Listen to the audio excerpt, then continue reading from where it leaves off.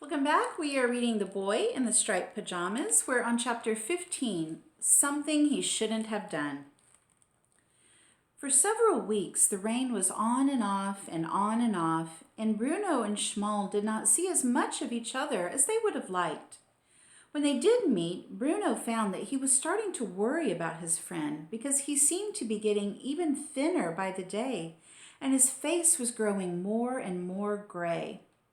Sometimes he brought more bread and cheese with him to give to Shmuel, and from time to time he even managed to hide a piece of chocolate cake in his pocket. But the walk from the house to the place in the fence where the two boys met was a long one, and sometimes Bruno got hungry on the way and found that one bite of the cake would lead to another, and that in turn led to another, and by the time there was only one mouthful left, he knew it would be wrong to give that to Shmuel because it would only tease his appetite and not satisfy it. Father's birthday was coming up soon, and although he said he didn't want to fuss, Mother arranged a party for all the officers serving it out with, and a great fuss was made to prepare for it. Every time she sat down to make more plans for the party, Lieutenant Kotler was there beside her to help, and between them, they seemed to make more lists than could ever possibly be needed. Bruno decided to make a list of his own, a list of all the reasons why he didn't like Lieutenant Kotler.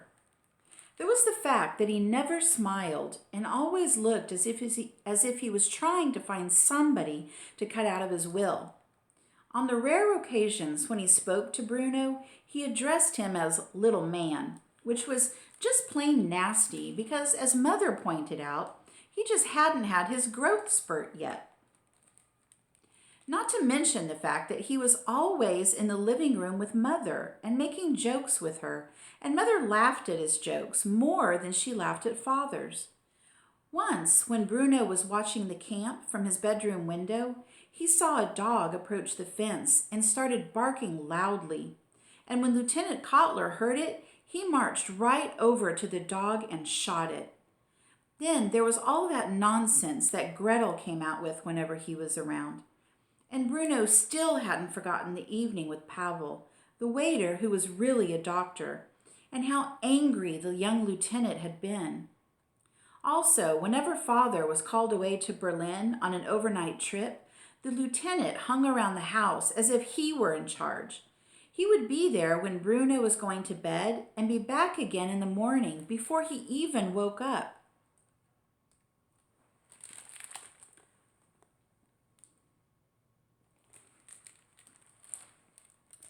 There were a lot more reasons why Bruno didn't like Lieutenant Kotler, but these were the first things that came into his mind.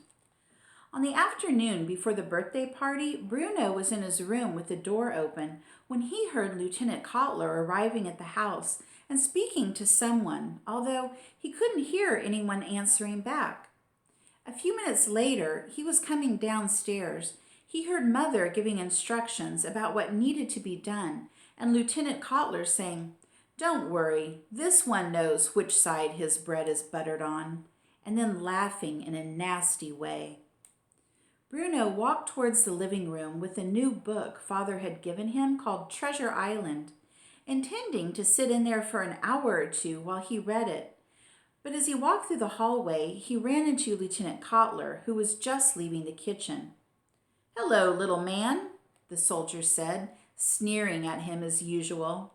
"Hello," said Bruno, frowning. "What are you up to then?" Bruno stared at him and started thinking of 7 more reasons to dislike him. "I'm going in there to read my book," he said, pointing towards the living room. Without a word, Kotler whipped the book out of Bruno's hands and started to flick through it. "Treasure Island," he said. "What's it about then?" "Well, there's an island," said Bruno slowly to make sure that the soldier could keep up. "And there's treasure on it." "I could have guessed that," said Kotler, looking at him as if things he would do to the boy if he were his son and not the son of the commandant. "Tell me something I don't know about it." "There's a pirate in it," said Bruno, "called Long John Silver, and a boy called Jim Hawkins. An English boy? Asked Kotler. Yes, said Bruno. Grunt, grunted Kotler. Bruno stared at him and wondered how long it would be before he gave back his book. He didn't seem particularly interested in it, but when Bruno reached for it, he pulled it away. Sorry, he said, holding it out again, and when Bruno reached for it, he pulled it away for the second time. Oh, I am so sorry, he repeated, and held it out once more. And this time, Bruno swiped it out of his hand quicker than he could pull it away. Aren't you quick?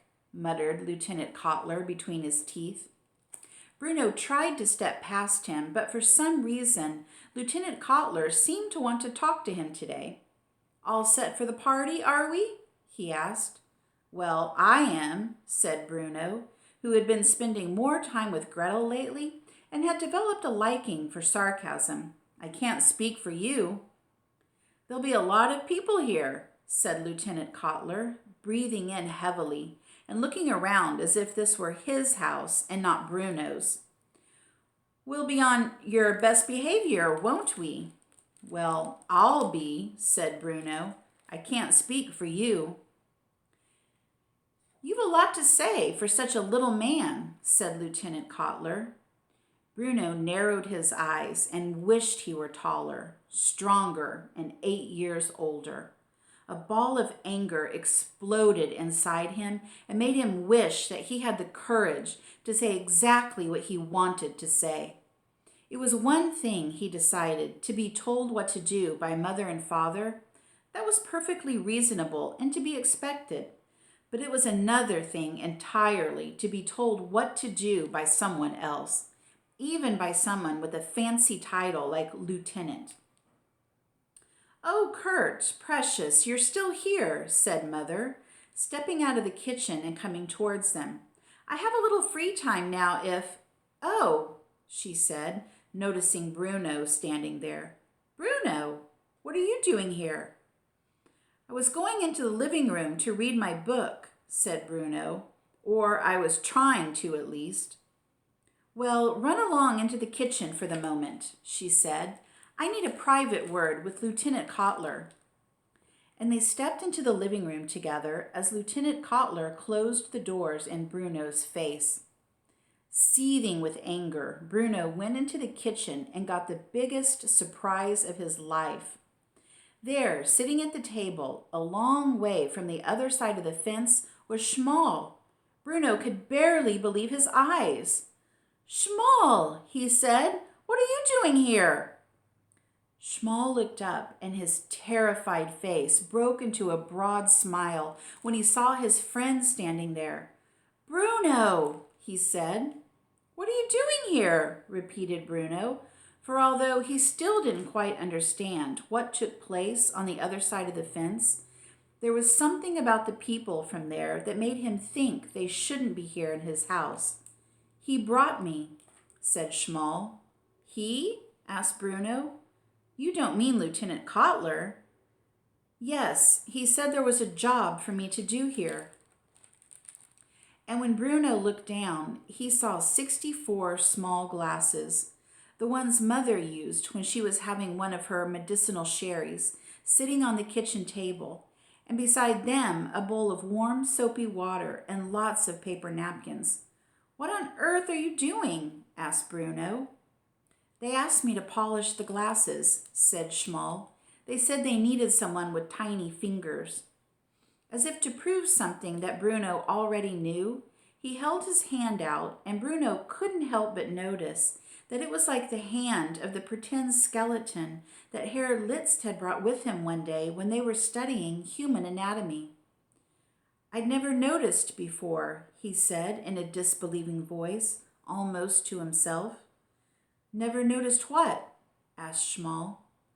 In reply, Bruno held his own hand out so that the tips of their middle fingers were almost touching. Our hands, he said. They're so different. Look. The two boys looked down at the same time, and the difference was easy to see. Although Bruno was small for his age and certainly not fat, His hand appeared healthy and full of life. The veins weren't visible through the skin. The fingers weren't little more than dying twigs. Shmuel's hand, however, told a very different story. "How did it get like that?" he asked. "I don't know," said Shmuel. "It used to look more like yours, but I didn't notice it changing. Everyone on my side of the fence looks like this now." Bruno frowned. He thought about the people in their striped pajamas and wondered what was going on at Outwith and whether it wasn't a very bad idea if it made people look so unhealthy. None of it made any sense to him. Not wanting to look at Shmuel's hand any longer, Bruno turned around and opened the refrigerator, rooting about inside it for something to eat. There was half a stuffed chicken left over from lunchtime, and Bruno's eyes sparkled in delight, for there were a few things in life that he enjoyed more than cold chicken with sage and onion stuffing. He took a knife from the drawer and cut himself a few healthy slices and coated them with the stuffing before turning back to his friend. "I'm very glad you're here," he said, speaking with his mouth full. "If only you didn't have to polish the glasses, I could show you my room." "He told me not to move from this seat or there'd be trouble." "I wouldn't mind him," said Bruno, trying to sound braver than he really was. "This isn't his house, it's mine. And when Father's away, I'm in charge. Can you believe he's never even read Treasure Island?" Shmuel looked as if he wasn't really listening. Instead, his eyes were focused on the slices of chicken and stuffing that Bruno was throwing casually into his mouth. After a moment, Bruno realized what he was looking at and immediately felt guilty. "I'm sorry, Shmuel," he said quickly. "I should have given you some chicken too. Are you hungry?" "That's a question you never have to ask me," said Shmuel, who, although he had never met Gretel in his life, knew something about sarcasm too. "Wait there, I'll cut some off for you," said Bruno, opening the fridge and cutting another 3 healthy slices. "No, if he comes back," said Shmuel, shaking his head quickly and looking back and forth towards the door. "If who comes back? You don't mean Lieutenant Kotler?" "I'm just supposed to be cleaning the glasses," he said, looking at the bowl of water in front of him in despair, and then looking back at the slices of chicken that Bruno held out to him. "He's not going to mind," said Bruno, who was confused by how anxious Small seemed. "It's only food." "I can't," said Shmuel, shaking his head and looking as if he was going to cry. "He'll come back. I know he will." He continued, his sentences running quickly together. "I should have eaten them when you offered them. Now it's too late.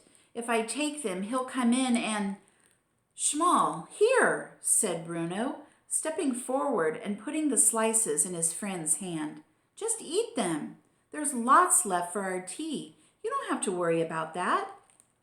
The boy stared at the food in his hand for a moment and then looked up at Bruno with wide and grateful but terrified eyes. He threw one more glance in the direction of the door and then seemed to make a decision, because he thrust all 3 slices into his mouth in one go and gobbled them down in 20 seconds flat. "Well, you don't have to eat them so quickly," said Bruno. "You'll make yourself sick." "I don't care," said Shmuel, giving a faint smile. "Thank you, Bruno." Bruno smiled back, and he was about to offer him some more food, but just at that moment, Lieutenant Kotler reappeared in the kitchen and stopped when he saw the 2 boys talking. Bruno stared at him, feeling the atmosphere grow heavy, sensing Shmuel's shoulders sinking down as he reached for another glass and began polishing. Ignoring Bruno, Lieutenant Kotler marched over to Shmuel and glared at him. "What are you doing?" he shouted. "Didn't I tell you to polish those glasses?" Shmuel nodded his head quickly and started to tremble a little as he picked up another napkin and dipped it in the water. Who told you that you were allowed to talk in this house? Continued Kotler. Do you dare to disobey me? No, sir, said Shmuel quietly. I'm sorry, sir. He looked up at Lieutenant Kotler, who frowned, leaning forward slightly and tilting his head as he examined the boy's face. Have you been eating? He asked him in a quiet voice, as if he could scarcely believe it himself. Shmuel shook his head. You have been eating, insisted Lieutenant Kotler. Did you steal something from that fridge? Shmuel opened his mouth and closed it. He opened it again and tried to find words, but there were none. He looked towards Bruno, his eyes pleading for help. Answer me, shouted Lieutenant Kotler. Did you steal something from that fridge? No, sir. He gave it to me, said Shmuel, tears welling up in his eyes as he threw a sideways glance at Bruno. He's my friend, he added. You're, began Lieutenant Kotler, looking across at Bruno in confusion. He hesitated. What do you mean, he's your friend? He asked. Do you know this boy, Bruno? Bruno's mouth dropped open, and he tried to remember the way you used your mouth if you wanted to say the word yes. He'd never seen anyone look so terrified as Shmuel did at that moment, and he wanted to say the right thing to make things better, but then he realized that he couldn't, because he was feeling just as terrified himself. Do you know this boy? Repeated Kotler in a louder voice. Have you been talking to the prisoners? He was here when I came in, said Bruno. He was cleaning glasses.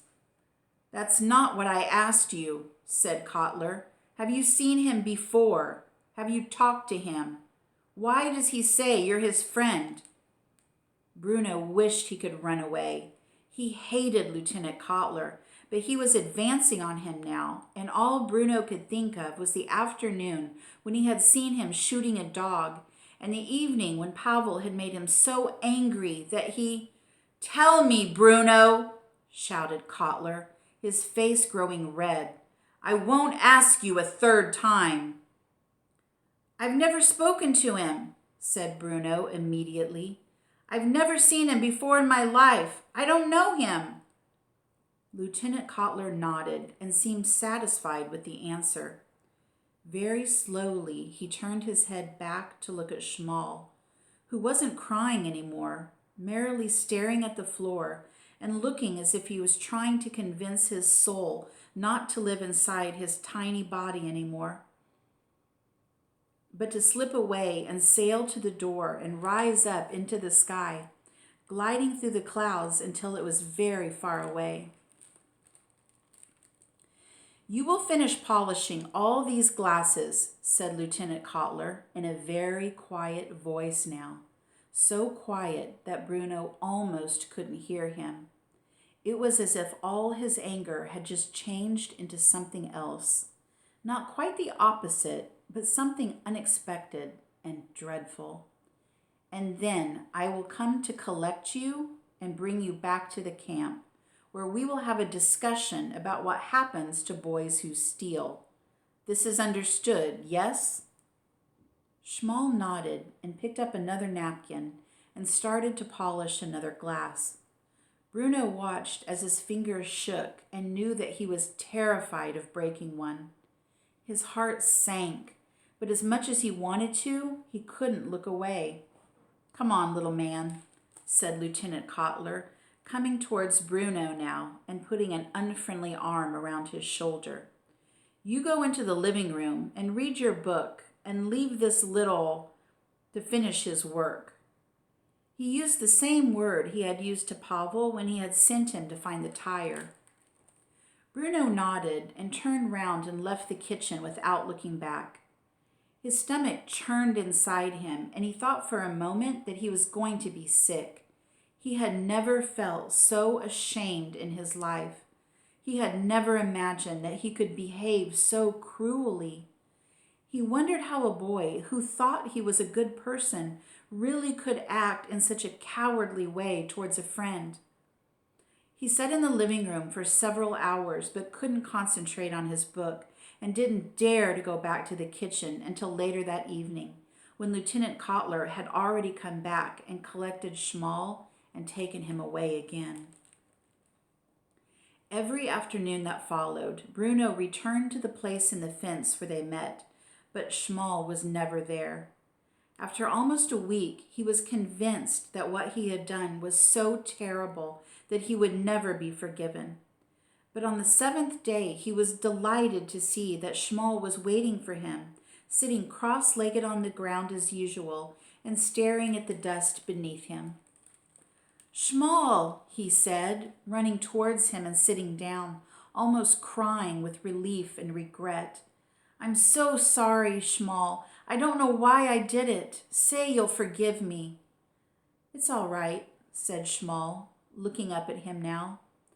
There was a lot of bruising on his face, and Bruno grimaced, and for a moment he forgot about his apology. "What happened to you?"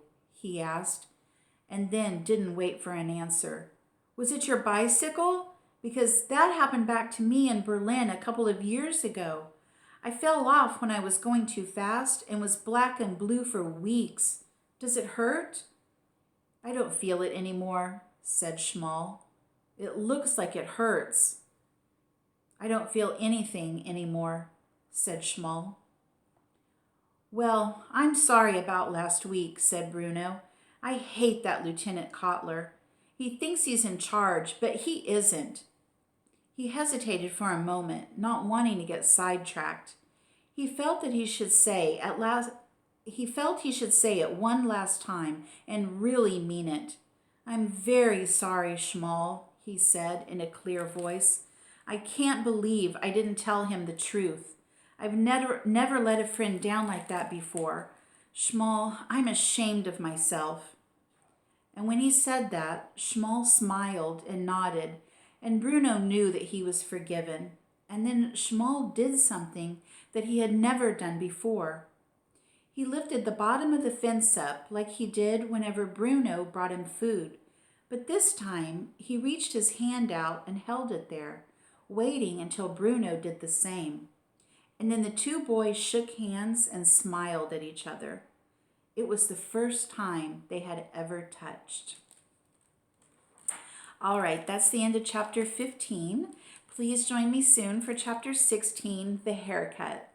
Thanks for listening, everybody. Please hit subscribe on my channel, and I'll see you next time. Bye.